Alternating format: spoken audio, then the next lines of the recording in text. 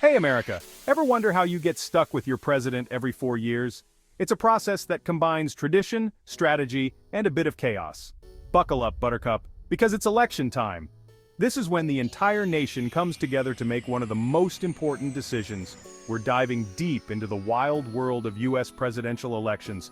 From the primaries to the general election, it's a journey filled with debates, rallies, and endless campaign ads. It's a spectacle, folks. And understanding the rules of the game is more important than ever. The stakes are high and every vote counts. Now you might think it's as simple as everyone voting for their favorite candidate, like picking a song on a jukebox. But there's a lot more to it. But oh no, my friend, it's way more complicated than that. The Electoral College, swing states, and voter turnout all play crucial roles. We're talking about a system with more twists and turns than a pretzel factory. Each state has its own rules and regulations, adding to the complexity. But fear not, because by the end of this crash course, you'll be dropping election knowledge like a constitutional scholar on a trivia night. You'll understand the significance of each step in the process. Ready to become a president-picking pro? Let's do this. Get ready to dive into the fascinating world of American democracy and see how your vote shapes the future. Alright, let's break down the basics. This is a game with high stakes and complex rules. We've got two main players in this game, the popular vote and the Electoral College. Both are crucial, but they play very different roles. Think of it like a big old football game where strategy and execution are key. The popular vote is like the total yards gained impressive, right? It shows the effort and support of the people. But it's the Electoral College that ultimately decides who takes home the trophy, the presidency. This is where the game gets interesting. Now you might be thinking, wait, what? The team with the most yards doesn't automatically win? How does that make sense? And you'd be right to be confused. It's a system that can seem counterintuitive at first glance. It's a system that's left many scratching their heads. But stick with me here. There's a method to this madness. The Electoral College is like a group of supervoters, each representing a state. These supervoters have a lot of power.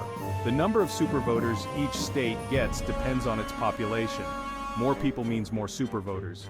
Think of it like a bigger state gets a bigger team. This team has more influence on the outcome. So, while millions of individual votes are cast and counted, each vote contributes to the bigger picture.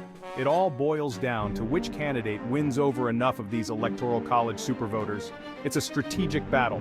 Confused yet? Don't worry, we're just getting started. There's more to uncover about this fascinating process. Okay, so we know the Electoral College exists. Thanks, Founding Fathers. But why did they create it in the first place? The Founding Fathers wanted a balance between the popular vote and a more deliberative process. But what is it really? Imagine a room full of 538 people. These are your electors.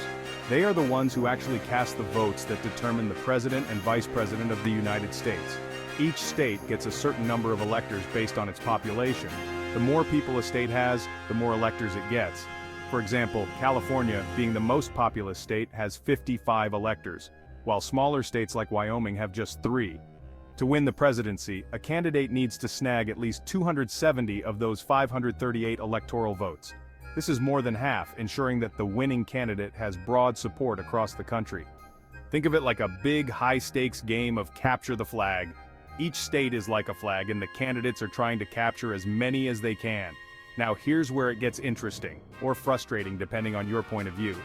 The way these electoral votes are distributed can lead to some unexpected outcomes.